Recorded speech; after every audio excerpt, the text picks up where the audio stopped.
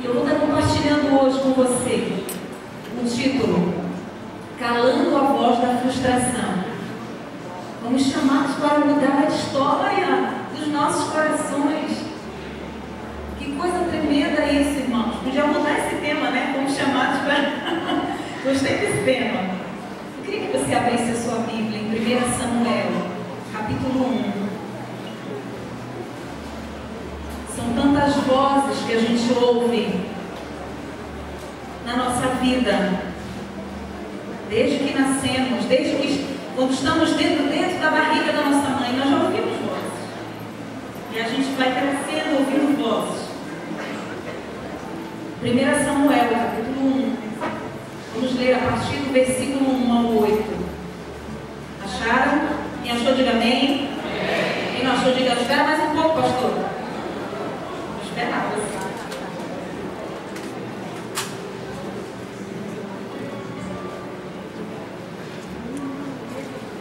Diz assim, 1 Samuel capítulo 1, versículo 1 ao 8.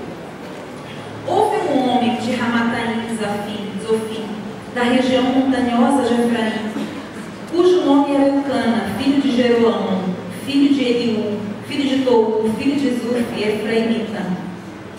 Tinha ele duas mulheres, uma se chamava Ana e a outra Penina. Penina tinha filhos, Ana, porém, não os tinha.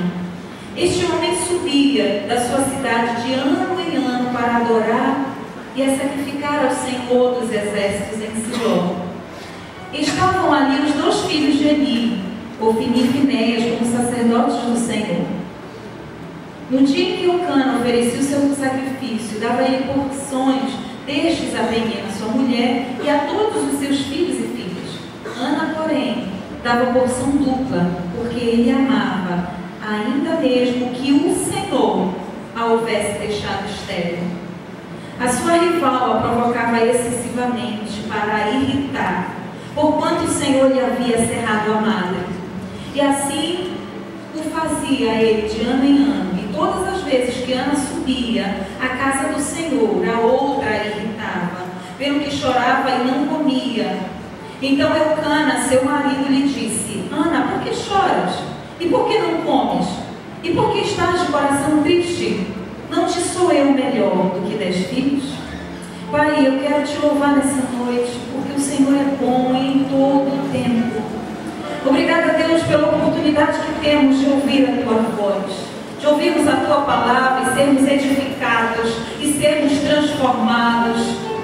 Que o Senhor nessa noite faça aquilo que lhe convém fazer, Deus. Que essa palavra ela possa germinar dentro de nós e possa produzir frutos dignos de arrependimento e de transformação.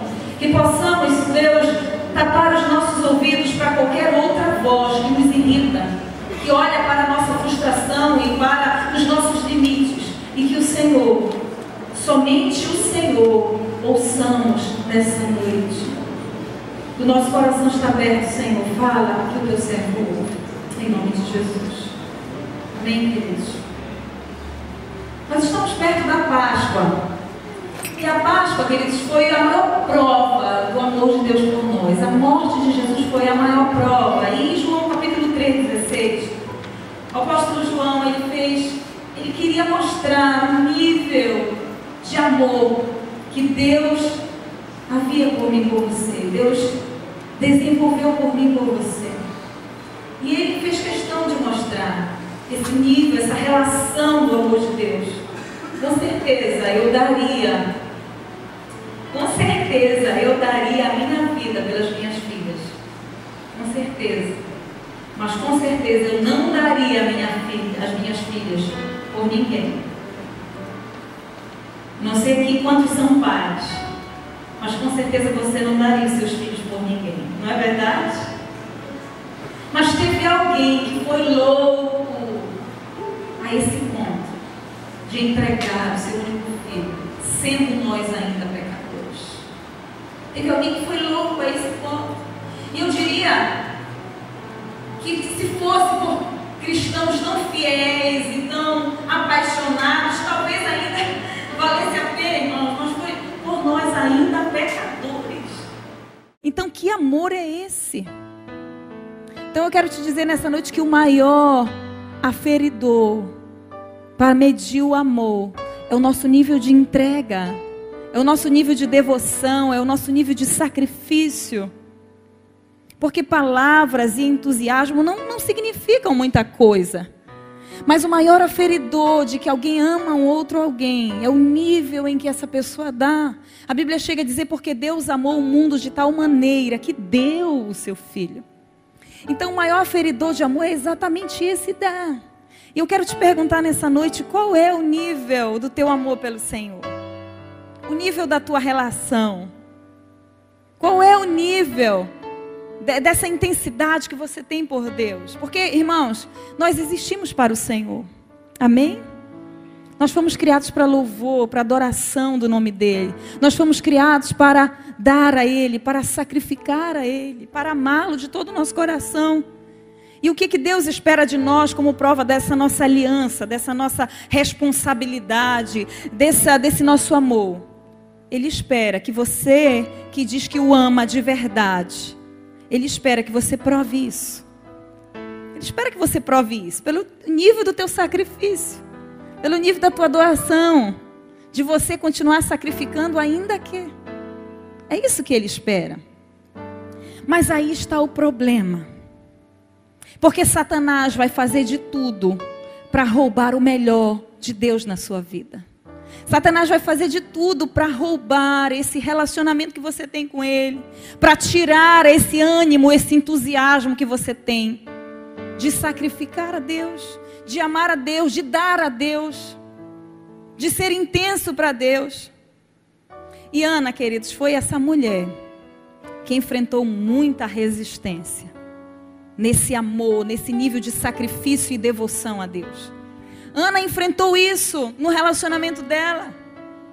Satanás fez de tudo para impedir com que Ana continuasse sacrificando a Deus todos os anos. Porque quem não sacrifica, não ama. Quem não sacrifica, não ama. Essa é uma relação pobre e vazia. Quem não sacrifica e não ama, não ama. E nós vemos aqui em 1 Samuel a história de Eucana. Esse homem que tinha duas mulheres, Penina e Ana. E a Bíblia diz que Penina tinha muitos filhos. E a Bíblia diz que Ana era estéril. Agora eu pergunto para você, por que Ana era estéril? Por que Ana era estéril? A Bíblia diz porque o Senhor fechou a sua madre. Foi o Senhor que havia colocado nela um limite. Não é verdade, irmãos? Você não leu isso comigo? Foi o Senhor que havia colocado nela um limite. E naquela época, uma mulher que não podia conceber filhos, ela era discriminada. Porque naquela época, ao contrário do que é hoje, uma mulher, quando ela tinha filhos, ela fazia enriquecer a família. Era sinal de prosperidade. Porque, afinal de contas, tinha mais filhos para trabalhar na lavoura. E fazia o crescimento ali daquela família, o crescimento financeiro. Contrário do que é hoje. Hoje, muitos filhos, as pessoas não querem mais ter muitos filhos. Porque acham que vai gastar muito, né? Então, para um homem ter uma mulher que não lhe dava filhos, era como se estivesse impedindo a sua prosperidade. Era uma vergonha aquela deficiência na sua vida. Mas foi exatamente isso que Deus havia colocado sobre Ana. Agora, queridos, independente disso, Ana, ano após ano, subia para sacrificar ao Senhor. Independente disso, Ana subia para adorar ao Senhor. Só que quem estava ao lado dela todos os anos em que ela subia para adorar a Deus? Quem estava ao lado dela? Além de Eucana? Penina. Penina estava ali ao lado dela, enchendo a cabeça dela. A Bíblia diz que ela a provocava, que ela a irritava, a ponto de Ana chorar e não querer nem comer. E ela ficava ouvindo aquilo, eu imagino. As duas andando para sacrificar, irmãos. Ana estava indo para adorar o Senhor. E Penina ao lado dizendo para ela, coitada de você. Você é uma infértil. Você que vai adorar, você tem um limite. Olha só, que tipo de riqueza você pode produzir? Você não é nada. Eu paro para imaginar a Penina falando isso para Ana. Imagina, querido, você vindo para a igreja, alguém dizer, você vai para a igreja? Mesmo depois de ter pecado? Você vai para a igreja? Desse jeito que você está? E aí Ana ouvia isso o tempo todo, porque ela não tinha filhos. E aí, Ana começou a nutrir isso no seu coração, muita amargura. Ela começou a se contaminar, muita tristeza. E ela começou a sentir aquela situação muito difícil para ela administrar. Penina fazia de tudo, irmãos, para ferir a relação que Ana tinha com Deus. Mais um ano você vai servir? Você vai dar o seu melhor? Você é estéril. Você é estéril. Ana enchia as emoções de Ana com aquelas palavras. Mas teve um momento em que Ana tapou os seus ouvidos, mesmo ouvindo aquilo ano após ano. E ela disse, eu vou crer. Eu vou crer. Porque eu sei que Deus está comigo, que eu não estou sozinha. E foi quando ela derramou a sua alma diante do Senhor. E Deus deu a ela não somente Samuel, mas outros filhos. Deus abriu a sua madre. O meu objetivo aqui nessa noite, queridos, é mostrar a autoridade que está na minha e na sua vida. Para fazer a voz da frustração se calar dentro de nós. Para fazer essa voz maldita que é levantada do inferno. Que faz para te entristecer, te irritar, te causar aflição. Por causa do limite que está na sua vida. Todos nós temos limites. Quem não tem limite? Quem não tem um limite? Não há ninguém que não possa melhorar em algo, que não precise melhorar em algo. Todos nós precisamos. Qual é o teu limite? Todos nós temos uma área que ainda é infértil, que é estéril. Que precisa da visitação de Deus. E nós precisamos lidar com esses limites. Principalmente quando esses limites eles vêm de Deus. Porque esse limite aqui vinha de Deus na vida de Ana. Porque quando é de Satanás, queridos, é bem mais fácil, porque a gente repreende, manda ele para o abismo e tudo se resolve, a gente repreende. Mas quando esse limite é de Deus, quando esse limite é da nossa alma, quando esse limite ele aconteceu por causa da nossa criação, do nosso desenvolvimento na sociedade, o que fazer? O que a gente faz? A gente precisa fazer calar essa voz da frustração dentro de nós. A gente precisa fazer calar essa voz. E eu quero te ajudar nessa noite a você ver e a enxergar essa voz na sua vida. Que está fazendo de tudo para te impedir de ser alguém melhor. Para te impedir de você vir à casa do Senhor e adorar e sacrificar, ainda que. Essa voz que está impedindo com que você invista nos teus relacionamentos, no seu ministério, em buscar os perdidos, em discipular, em talvez abrir uma célula. Tem uma voz que está tentando o tempo todo nos separar de Deus. Só que presta atenção, nem sempre essa voz é de uma outra pessoa. Muitas vezes essa voz vem de dentro de nós. Muitas vezes essa voz vem dentro de nós. Você não vai conseguir. Você não é ninguém. Você lembra o que você passou? Pois é, você tem um limite. É só até aí que você pode ir. Às vezes essa voz vem de nós. E às vezes essa voz vem de pessoas pelas quais amamos. Um pai, uma mãe, um discipulador, um amigo. Que às vezes é um bom conselho, queridos, às vezes é um conselho correto. Mas Satanás distorce aquela verdade, sabe? E ela cai em seu coração de uma forma errada. Ela cai no seu coração de uma maneira diferente, que te irrita, que te entristece, que rouba a tua alegria, ainda que o propósito não tenha sido esse. Você consegue entender isso? O apóstolo Paulo, ele chegou a dizer: Senhor, eu tenho um espinho na carne, Deus. E Deus disse assim para ele: ei, apóstolo Paulo, ei, Paulo, a minha graça te basta. Sabe o que você precisa? É viver debaixo da graça de Deus. Às vezes a gente não consegue entender a graça, o amor, porque realmente, irmãos, é algo que não se explica, mas é algo que se recebe. É algo que se recebe. É o amor de Deus. Graça significa favor imerecido. É aquilo que eu não mereço, mas mesmo assim Deus me dá. É aquele presente que um pai dá para um filho, mesmo que ele tenha tirado nota vermelha. Mas ele dá porque ele ama. Em Jó, capítulo 2, versículo 9. Jó ali havia perdido tudo, irmãos. Estava enfermo. A sua mulher então diz assim para ele: amaldiçoa esse teu Deus e te mata. Uma mulher endiabrada, né, irmãos? Não é possível um negócio desse. Sabe, queridos, por trás da voz daquela mulher tem uma voz que quer quebrar a relação de Jó com Deus.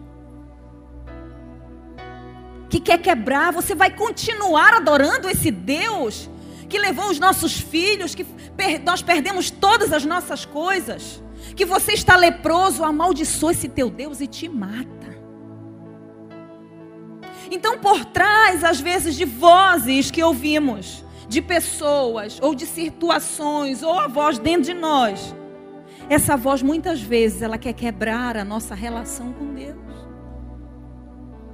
Porque amar a Deus significa dar, sacrificar, ainda que eu não sinta. Amém, queridos? Então uma voz maligna tenta fazer com que Jó se distancie de Deus. Tenta fazer com que Jó deixe de dar o melhor dele para Deus, a sua oração, a sua adoração, o seu sacrifício. Só que Jó discerniu essa voz. Aí sabe o que ele falou para a mulher? Tu falas como doida. Tu falas como doida. Porque se Deus me deu, Ele pode tomar. Bendito seja o nome do Senhor. Aleluia. Então, se nós discernimos, queridos, a voz da frustração, nós nunca deixaremos de adorar e sacrificar a Deus. Se sairmos daqui discernindo esta voz, nós sairemos vencedores. E eu quero mostrar para você como é que essa voz ela atua. Em primeiro lugar, sabe o que essa voz tenta fazer com a gente? Ela coloca uma lupa. Você sabe o que é uma lupa? É algo que faz crescer? Ela coloca uma lupa no nosso limite. Ela coloca um foco bem no limite, bem no lugar onde dói, bem no lugar onde você ainda não conquistou, bem no lugar onde você não consegue se dar bem, bem no lugar onde é a sua vergonha. Conhece aquele gordinho? E aquela baixinha, irmãos, eu ouvi tanto isso. Conhece aquela baixinha? Já viram quando alguém vai falar de alguém e quer caracterizar ele e olha logo o problema? Sabe aquele irmão abençoado? Ninguém fala assim. Sabe aquele irmão que fala mal de todo mundo? Sabe aquele irmão que puxa a perna? Sabe aquela irmã baixinha? Sabe aquele careca? É assim, irmãos. Então essa voz, ela coloca uma lupa no nosso limite. Queridos, Penina poderia falar tanta coisa para Ana. Ano após ano, ela poderia dizer assim: como você é uma mulher abençoada. Como você é perseverante. Como você é forte. Você é amada por Eucana. Como ele te trata bem. Como você é uma adoradora. Como você é fiel. Mulher de oração. Irmãos, Ana era isso tudo. Mas Penina falava o que ela não era. Penina irritava. Você é estéril, você é infértil, você é infrutífera. Mas Penina falava que ela não era. Sabe aquela vozinha que aparece dentro do nosso coração para nos mostrar aquilo que nós não somos, o que nós não temos? Sabe? É a lupa do diabo, porque de vez em quando ele joga sujo, sabe? Ele vem com a lupa dele e coloca bem na nossa deficiência, pá. Bem na nossa fraqueza, pá. Você serve tanto tempo a Deus e Deus ainda não te abençoou. Você ainda não passou no vestibular? Quanto tempo faz mesmo? Você ainda não conseguiu aquele emprego? Que Deus é esse que você serve? Você ainda não casou? Qual é a tua idade mesmo? Está passando o tempo. Vale a pena ser fiel? Olha, será que Deus existe mesmo? É a lupa do diabo. Naquela área que a gente ainda não conquistou, que a gente ainda não conseguiu, naquilo que às vezes é difícil, sabe? E aí ele fica. Você vai continuar indo para a igreja? Você acabou de pecar, tu és muito sem vergonha. Sabe uma vozinha que às vezes nasce dentro de nós? Quantos já ouviram essa voz? Será que só eu? Todo mundo ouve, queridos. Todo mundo ouve. Parece aquela... Não sei quantos já assistiram um filme que aparece... Um filme desses filmes de Barbie, né? Eu assisto com as minhas filhas. Aí tem uma fadinha do mal. Você vai mesmo? Vamos lá! Aí tem a outra. Não faça isso. Você não pode fazer. Plim, plim, plim. Né? É exatamente assim. Parece que é uma guerra que acontece dentro de nós. Parece não, irmãos. É uma guerra dentro de nós. Que tentam, né, nos desvirtuar do propósito. E aí, aquilo começa a ficar de um tamanho tão grande, que as nossas emoções elas vão sendo consumidas. Que a gente começa a olhar para aquilo e dizer, é verdade, eu não vou mais para a igreja. É verdade, eu não vou mais adorar a Deus, eu não vou mais orar, porque não adianta. Aí a sua fé vai esmurecendo, o seu ânimo vai se esvaindo. A sua esperança vai indo embora. E você vai se tornando uma pessoa frustrada.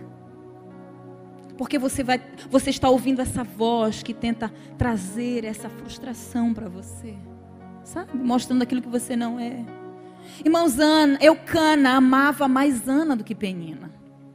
Sabe por que no fundo, Penina fazia isso? Sabe por quê? Porque ela tinha inveja de Ana. Porque Ana era mais amada. E Eucana era infeliz. Porque Ana recebia todo o amor do marido. O marido chegou a dizer, Ana, eu não te sou melhor do que 10 filhos. Que marido é esse, irmãos? Onde o diabo está colocando a lupa dele na tua vida? Será que é na tua área? No teu fracasso profissional? No teu fracasso ministerial? Será que é no teu fracasso emocional? Material? Aonde ele está colocando a lupa na sua vida? Hoje você vai sair daqui cheio de autoridade, amém? Mandando essa voz da frustração embora. Eu não sou voz o que você diz, eu sou o que Deus diz que eu sou. Em 2 Samuel, capítulo 9, Mefibosete. Quantos conhecem a história de Mefibosete? Mefibosete, neto do rei Saul. Linhagem real, irmãos. Nobreza. Elite. Nata da sociedade. Mefibosete. Saul morreu. Jonatas morreu. Ficou somente Mefibosete. E a Bíblia diz que ele era deficiente dos pés, ele era manco. Mefibosete significa destruidor da vergonha, de vergonha. Olha só o nome dele. Um homem da linhagem real, e ele vivia em Lodebar. Lodebar significa lugar de esquecimento, um lugar esquecido. E ele vivia ali por causa do seu limite, por causa da sua dificuldade. Um homem da linhagem real, vivendo num lugar de esquecimento, vivendo num lugar cheio de limite. Às vezes a gente está assim dentro da igreja. Somos da linhagem real, somos príncipes e princesas, amém, queridos? E nos colocamos em um lugar de esquecimento. E nos colocamos em um lugar onde estamos nos escondendo por causa das nossas frustrações. E aí ele estava ali. E Davi disse: porventura há alguém da casa de Saul para que eu possa me lembrar e agir de misericórdia? E disseram para ele: sim, tem sim um coitado em Lodebar. Tem um que tem um limite, um que é manco lá em Lodebar. Aí disse: tragam ele para mim. Trouxeram para Davi. E Mefibosete disse assim para ele: por que você lembrou de mim? Por que você lembrou de mim? Por que você está olhando para mim? Eu não passo de um cão morto. Irmãos, olha como Mefibosete se via. Eu não passo de um cão morto. A única coisa que esse homem conseguia ver era o seu limite. Ele não conseguia enxergar que havia promessas sobre a vida dele. Ele não conseguia enxergar que ele fazia parte de uma linhagem real. Ele não conseguia enxergar que havia uma aliança feita entre Jonatas e Davi. Porque ele só estava olhando para o seu limite. Só que Davi restituiu tudo.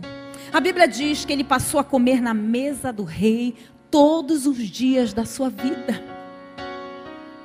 Todos os dias da sua vida. Eu quero te dizer nessa noite que ainda que você tenha um pé manco, espiritualmente falando, o seu lugar é como um filho na mesa do rei. Um lugar onde cobre toda a sua deficiência, toda a sua debilidade, todo o seu limite. Porque o rei não olha para ele.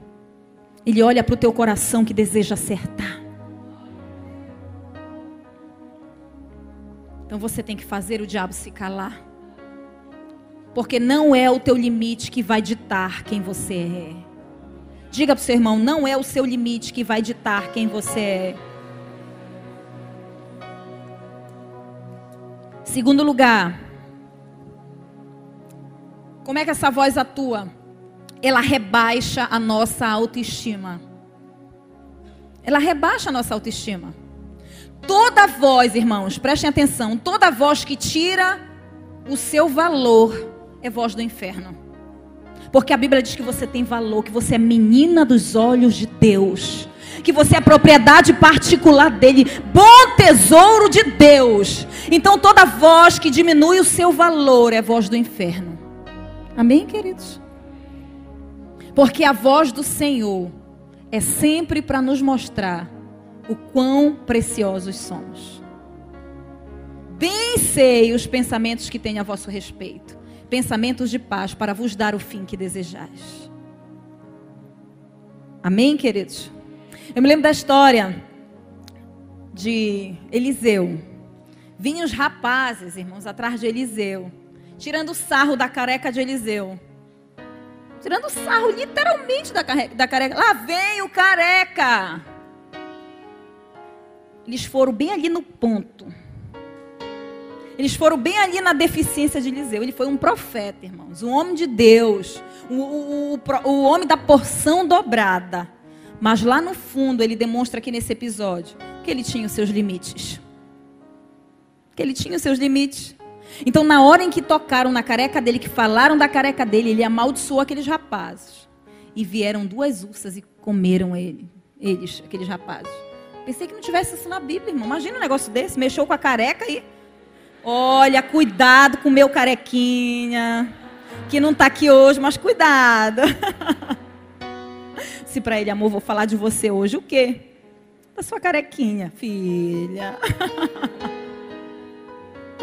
Sabe aquela vozinha que você pode ter o teu nariz perfeito, seus olhos lindos, mas chega alguém que diz assim: mas como o seu cabelo é de mola. Porque às vezes não é só limite emocional, irmãos. É limite mesmo de aparência físico. Existem coisas que a gente ouve. Eu ouvi, irmãos, no início do meu relacionamento com o Marcelo, eu ouvi que eu iria fundar o ministério dele. Isso foi tão forte para mim, irmãos, que quando eu me casei, nós passávamos uma semana, a gente passava cada dia, um compartilhava a palavra. E quando chegava no meu dia de compartilhar a palavra, logo no início do nosso casamento, eu não conseguia compartilhar a palavra. Aquilo era um bloqueio dentro de mim. E eu não conseguia entender o porquê daquilo. Foi então que o Senhor, num reencontro até, Deus falou muito forte comigo, que eu havia tomado posse daquelas palavras. Eu me sentia muito inferior a Ele. Eu sentia que sempre eu estava aquém, abaixo, porque Ele conhecia mais a palavra do que eu, e aquilo mexia comigo, e aquilo era muito difícil para mim. Só que no reencontro o Senhor me curou. Eu tive uma visão ali naquele reencontro que eu fiz em Manaus, e Deus me mostrava literalmente um cadáver. E aquele cadáver, ele se levantava e começava a andar. E eu chorava muito e dizia: Senhor, o que está acontecendo? O que é isso? E Deus me falou, irmãos, naquele dia: isso aí é a tua vida, é o teu ministério, as tuas emoções. Eu estou trazendo à tona, eu estou levantando. Porque você não é aquilo que você ouviu. Você é o que eu projetei para você.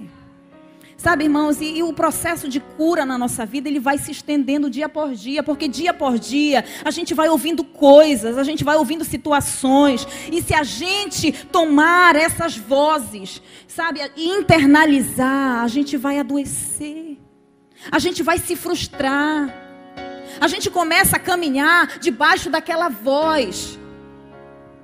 Eu realmente não acredite na mentira do diabo. Acredite naquilo que a Bíblia diz que você é. Tudo que você precisa ouvir está aqui. Que todas as outras vozes, elas se apaguem, sabe, dos seus ouvidos, e você possa ouvir somente a voz do Senhor. Essa experiência da Nicole me marcou muito, irmãos, porque aconteceu dentro de casa. Uma criança, a gente pensa que não, mas existem coisas que a gente ouviu na nossa infância, de que a gente nunca ia conseguir. Você nunca vai ser... A Lohane, esses dias, a minha pequenininha, começou a prova dela sexta-feira. E ela disse assim: mamãe, eu não vou conseguir fazer a minha prova de português. Imagina, irmão, pá, bá, dá, ded, dodu, né? E eu disse para ela: filha, você é altamente inteligente. Aí, o que eu falei para a Nicole, eu disse: o espírito de sabedoria e de inteligência está sobre a tua vida. Filha, você vai tirar 10. Sabe por quê, filha? Você já reparou que você foi a única criança que saiu que ela saiu lendo, irmãos, do Jardim 2, lendo. Lohane é muito esforçada, muito inteligente. E eu começo a ministrar. Ela chegou da aula, da prova, né? Eu disse: e aí, filhota, como foi sua prova? Mãe, tirei 10. Então a gente tem que ter muito cuidado, tanto com o que a gente fala, como com o que a gente ouve. Porque com o que a gente ouve, determina muitas coisas que a gente vai se tornando no decorrer da nossa vida. Já viram pessoas amargas? Tem gente, irmãos, que, como diz o meu marido, é uma jarra de limonada sem açúcar. É tão azeda e ela vai azedando todo mundo. Sabe por quê, irmãos?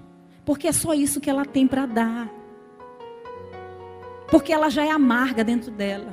Ela precisa de alguém que a ame, que ressalte o valor dela. Então, se tem alguém que você conhece que é amargo, que é azedo, começa a liberar açúcar para ela.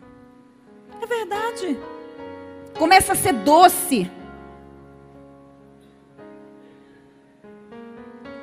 A gente dá aquilo que a gente tem. Então, se você é alguém que só destila amargura, é porque você tem isso dentro de você. Então, você tem que buscar a sua cura. Amém, queridos? Em 1 Samuel 17, Davi, quando ele foi enfrentar Golias, quando Golias deu uma olhada para Davi, sabe o que ele fez, Golias? Ele viu Davi e disse: ele achou pequenininho. E a Bíblia diz que Golias o desprezou em seu coração porque ele era pequeno. Olha só. o desprezou, o amaldiçoou. Sem falar que quando Davi chegou ali com o irmão dele disse assim: o que você está fazendo aqui? Vai cuidar das ovelhas, que lá é o teu lugar. Eu pergunto para você, Davi, depois disso, era ou não era para deixar de dar o seu melhor? Era ou não era, irmãos? Era. Mas ele foi lá e derrotou Golias. Ele foi lá e, na força do Senhor, e derrotou aquele Golias, mesmo ouvindo aquelas vozes. Essa voz, ela tenta te inibir e mostrar que você não é capaz. Ela rebaixa o teu valor, ela diminui o teu valor. Ela tenta te descartar. Ela tenta mostrar que você é desprezível, que você é um pobre coitado. Você não é um pobre coitado, você é um filho eleito. Você é um filho escolhido. Sabe quem é coitado? É o diabo, porque nem a chave da casa dele ele tem. Porque Jesus já tomou a chave do inferno. Amém, queridos? Se Satanás falar isso para você, ou se alguém falar isso para você, não aceite. Diga: sabe quanto eu valho? Eu valho a vida do Filho de Deus. Aí está o seu valor. Na vida do Filho de Deus. Em Atos capítulo 4, Pedro e João, eles tinham acabado de curar um coxo ali na porta do templo. Olha só, irmãos. Tinham acabado de fazer algo para Deus tão bonito. E depois, eles foram interrogados ali no Sinédrio e começaram a falar. E as pessoas começaram a admirar por causa da intrepidez deles, por causa da ousadia. Começaram a dizer: mas eles são semi-analfabetos, são iletrados. Como é que eles estão falando assim, dessa forma? Mas eles nunca aceitaram a lupa do diabo na vida deles. A Bíblia diz que eles foram estabelecidos como os principais colunas da igreja. Pedro e João. Irmãos, tem uma nota aqui. Quanto vale essa nota? Quantos querem? Credo, só isso. Quantos querem essa nota?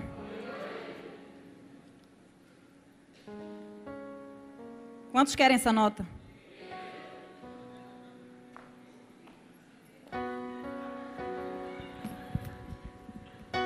Quantos querem essa nota? Sabe por que você quer? Não é porque ela está amassada, pisada, que ela perdeu o seu valor.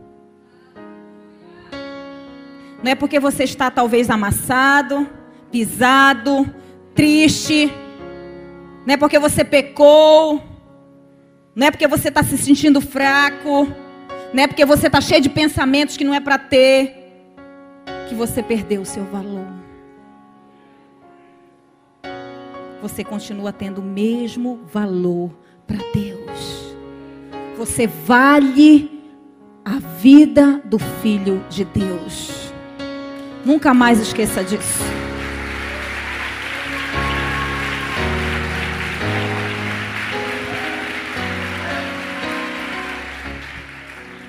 Terceiro lugar, essa voz atua, ela nos faz olhar para a aparência.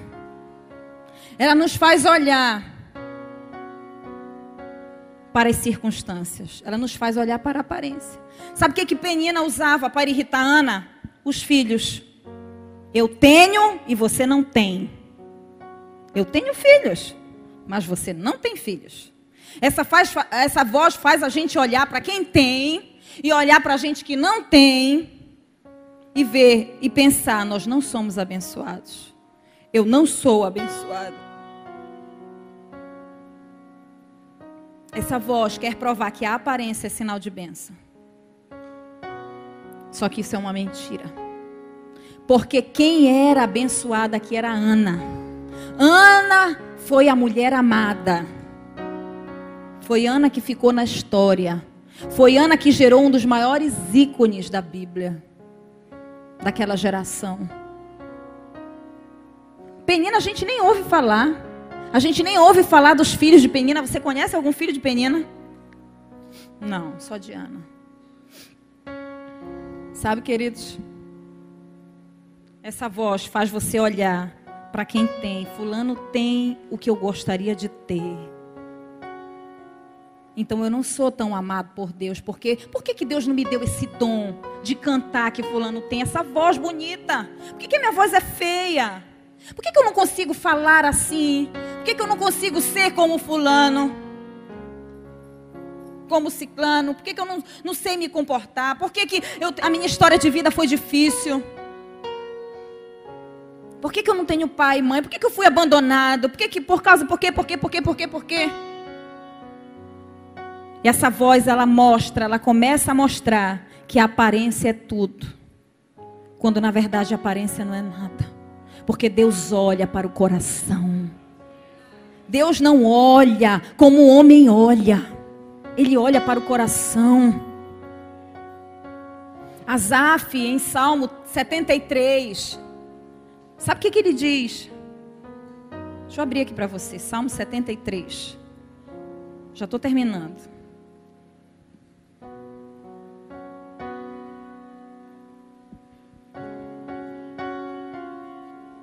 Salmo 73, vamos ler do versículo 2 ao 3, verso 2 ao 3.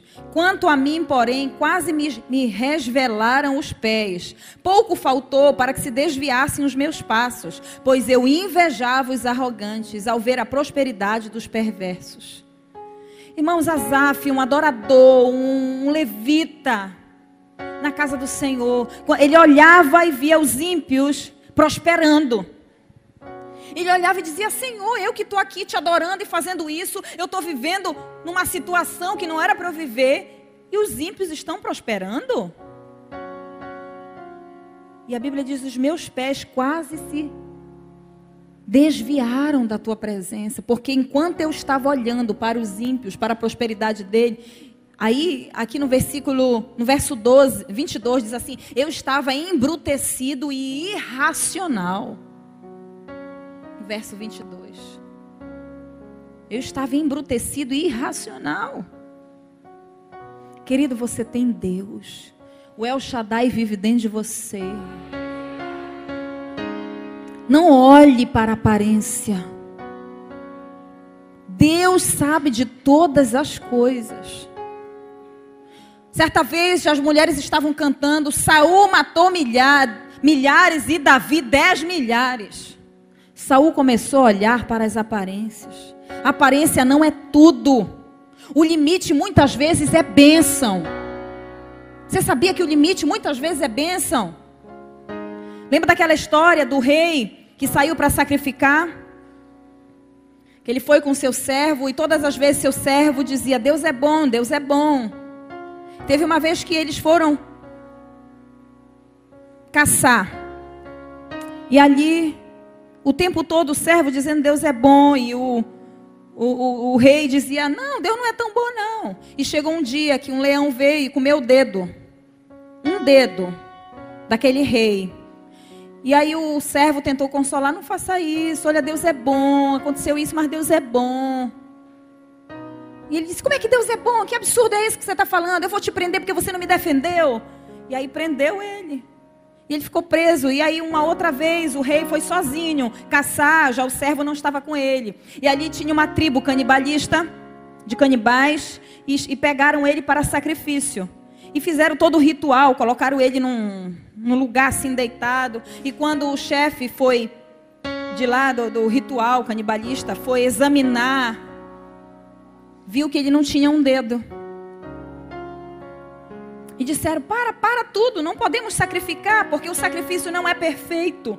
Ele não tem um dedo. E ali soltaram ele, e ele chegou todo feliz ali naquela cadeia que ele havia prendido o seu servo, súdito. Ele disse: olha, realmente Deus é bom. Olha, eu ia sendo morto agora, ser comido pelos canibais, e eu não fui por causa do meu dedo. Deus é bom. Ele disse: está vendo? Eu disse que Deus é bom. Ele disse: mas eu não entendo, se Deus é tão bom, por que ele permitiu que você ficasse preso aqui? Ele disse: pois é, está vendo como Deus é bom? Porque se eu tivesse solto, eu seria o sacrifício, porque eu tenho todos os dedos.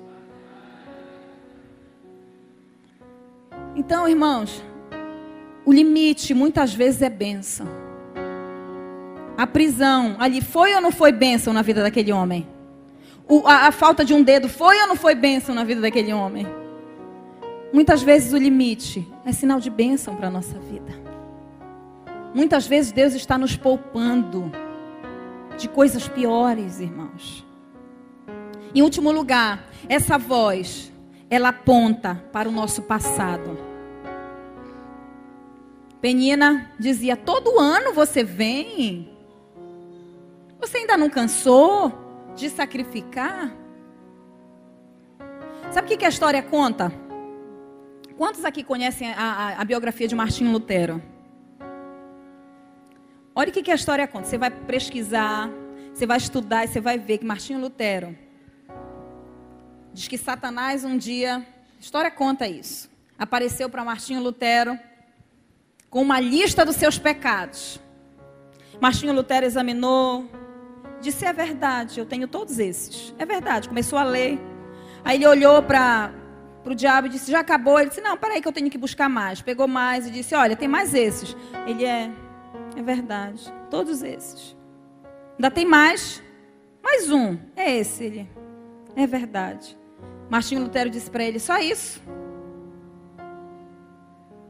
Ele disse: só isso? Estou te acusando aqui dos teus pecados e você diz só isso? Ele diz: agora peraí. Ele pegou aquela lista, pegou um pincel e escreveu ali: mas o sangue de Jesus me purifica de todo o pecado. Então não tem passado que pode te condenar, porque o sangue de Jesus já te lavou. Aleluia! Sabe aquilo que você fez naquele dia, que Satanás está te acusando? Se arrependa hoje, o sangue de Jesus já foi vertido na cruz por Ele. Então essa voz que tenta te acusar, te diminuir, mostrar o teu passado, se Satanás vier e mostrar o passado, teu passado, mostre para ele o futuro dele, debaixo dos teus pés. Aleluia. Aleluia. Em Juízes capítulo 11, versículo 3, de 1 a 3, Jefté, irmãos, ele tinha um passado triste e vergonhoso. Quantos conhecem a história de Jefté? Ele era filho de uma prostituta. Ele cresceu na casa dos irmãos legítimos, mas ele foi fruto de uma infidelidade do seu pai Gileade com uma prostituta. E ele viveu ali no meio dos filhos de Gileade e a sua esposa. Quando ele já era rapaz, os irmãos falaram: saia daqui, fora daqui. Você não vai herdar conosco esta herança, porque você é filho de uma prostituta. É isso que a voz tenta dizer para você. Você não vai herdar as promessas por causa do seu passado. Isso é mentira. A tua herança já está garantida no sangue de Jesus. E aí, irmãos, olha o que aconteceu. Jefté não deixou isso entrar no seu coração. Só que na hora que Israel precisou, eles estavam numa guerra contra os amonitas. E na hora que Israel precisou de um líder, sabe quem chamaram? Jefté. Ele disse: chegou a minha oportunidade. Deus está me dando essa oportunidade. Eu vou lá. Eu serei o líder sobre vocês. Eu vou reinar sobre vocês. Eu vou sim, mas eu vou reinar. Vocês estão me chamando agora? Não era eu que não tinha? Não podia herdar? Pois é, mas agora eu vou. Eu vou e serei o líder sobre vocês. A Bíblia diz que ele aceitou a proposta e governou. E foi à guerra e prevaleceu. O filho de uma prostituta no governo. Esta igreja aqui é a igreja dos ex-rebelde, ex-mentiroso. Amém, queridos? Ex-drogado. Deus ainda vai colocar muitos ex no governo. Tome posse isso para a sua vida. Paulo, diziam para ele: não eras tu que perseguia a igreja? Ele dizia: era. Mas agora eu sou um discípulo de Jesus. Tu que eras Madalena, uma prostituta, Ele me curou. Eu levarei o evangelho. Nada, irmãos. Teu passado não te condena, não pode te condenar, porque maior é o que está em você do que Satanás que tenta colocar em rosto o teu passado. E o último, para a gente terminar, essa voz rouba a esperança. É a voz que faz você desistir de que não vale a pena esperar pelas promessas. Essa voz tentava fazer Ana desistir. Penina o tempo todo: não vai dar certo, você vai de novo sacrificar esse Deus que ainda não abriu tua madre. Tu és uma infértil. Se ela tivesse desistido, ela não teria gerado Samuel. Essa voz, ela rouba a esperança de dentro de nós. O que tem roubado a tua esperança? Qual é a voz que tem roubado a tua esperança? Penina queria que Ana desistisse de buscar a Deus, de orar, de sacrificar. Samuel nunca teria nascido, queridos, mas ela perseverou. Lá em Neemias, capítulo 4, versículos de 1 a 3, Sambalat e Tobias queriam fazer com que a obra parasse. Mas eles disseram, Neemias disse: eu estou ocupado com uma grande obra, eu não vou descer para o nível deles. Eu vou continuar e essa obra vai terminar. Sabe o que eu quero te dizer nessa noite, queridos? Que aquele que começou a boa obra em vós é fiel para completá-la até o dia final. Até o dia final. Então não deixe nada, nenhuma voz roubar a esperança que existe dentro de você. Satanás quer roubar essa expectativa e essa perspectiva do seu futuro, das promessas de Deus, dos seus sonhos. Por que ficar esperando as promessas? Edifique sua casa, edifique seus sonhos, edifique seu ministério, edifique seus discípulos, edifique seus sentimentos, porque Deus vai te ajudar. Coloque-se diante de Deus. Ele não vai conseguir fazer a obra de dentro de você parar. A obra, aquele que começou a boa obra em nós é fiel para completá-la, é fiel. Sabe o que Ana fez, queridos? Ela manteve a sua vida de oração. Ela não desistiu. Ela demorava-se na presença de Deus. Tem gente que parece que quanto mais vê o seu limite, mais se afasta de Deus. Pare com isso. Quanto mais você vê sua debilidade, é tanto mais que Deus quer que você se derrame nos pés dele. Tanto mais que Ele quer que você se assente na mesa dele. Porque quando a gente está na mesa dele, as nossas debilidades não aparecem. Tanto mais, ela manteve uma vida de intimidade. Intensifique a sua vida de oração. Tem uma hora que Deus vem e te abençoa. Sabe, Ana, ano após ano, não deixava de sacrificar. E ela disse: Senhor. A Bíblia diz que ela nem falou, irmãos, mas ela derramou a sua alma diante do Senhor. E ela não falava que Eli a tomou por embriagada, de tão veemente que ela estava na presença do Senhor.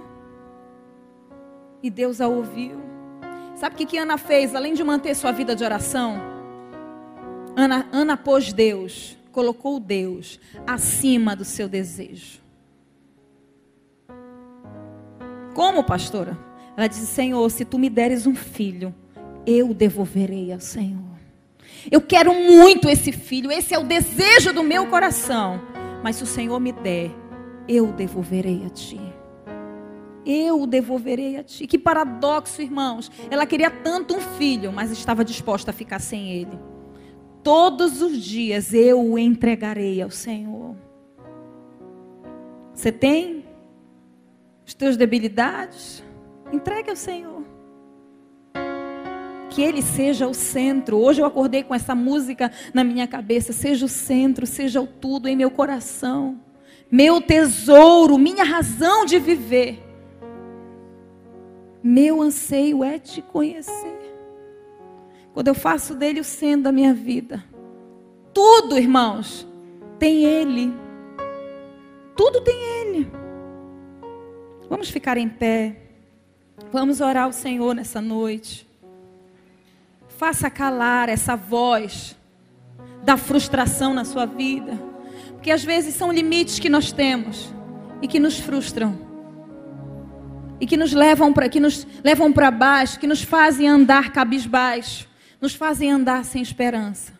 Mas hoje Deus quer renovar a sua esperança, a sua fé. Quer fazer você calar essa voz que tanto tenta te tirar do propósito de sacrificar. Lembra que eu comecei dizendo que quem ama, sacrifica. Às vezes não é fácil a gente sacrificar, quando tudo está difícil, quando a gente não tem a lenha, quando a gente não tem o local. Mas seja o sacrifício nessa noite. Amém, queridos? Feche teus olhos. Vamos cantar uma canção. Eu queria que você pudesse colocar a mão no seu coração e não esperasse a canção começar, não esperasse eu fazer essa oração. Sabe, chegou um momento que Ana, ela estava tão desesperada que ela derramou a sua alma. Eu não sei, talvez, se essa seja uma noite de você derramar a sua alma e colocar, sabe aquela fraqueza, aquele limite que Satanás faz questão de te mostrar qual é, ou que alguém faz questão, ou que você mesmo se autocobra. Todos nós temos limites, todos nós temos algo para mudar e melhorar. Coloque diante de Deus, faça calar essa voz que te maltrata, que te irrita, que te coloca para baixo.